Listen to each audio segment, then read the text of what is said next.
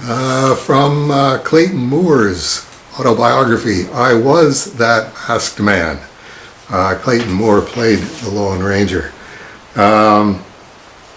In fact, back when the Lone Ranger was new, Franz Stryker wrote The Lone Ranger Creed, an inspiring passage that summed up what the character was all about. I always keep a copy of it with me. The Lone Ranger Creed by Franz Stryker. I believe that to have a friend, a man must be one, that all men are created equal, and that everyone has within himself the power to make this a better world. That God put the firewood there, but that every man must gather and light it himself. In being prepared physically, mentally, and morally to fight when necessary for that which is right, that a man should make the most of what equipment he has, that this government of the people, by the people, and for the people shall live always.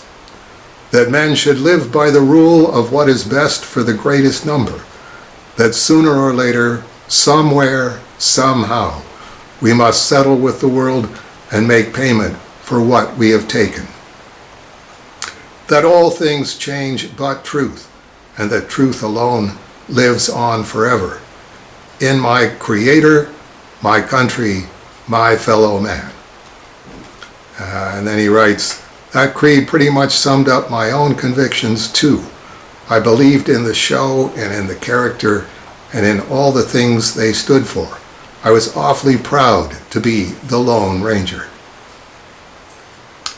There you go.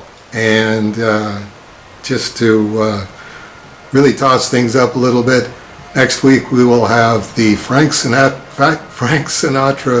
Rat Pack take on the Lone Ranger.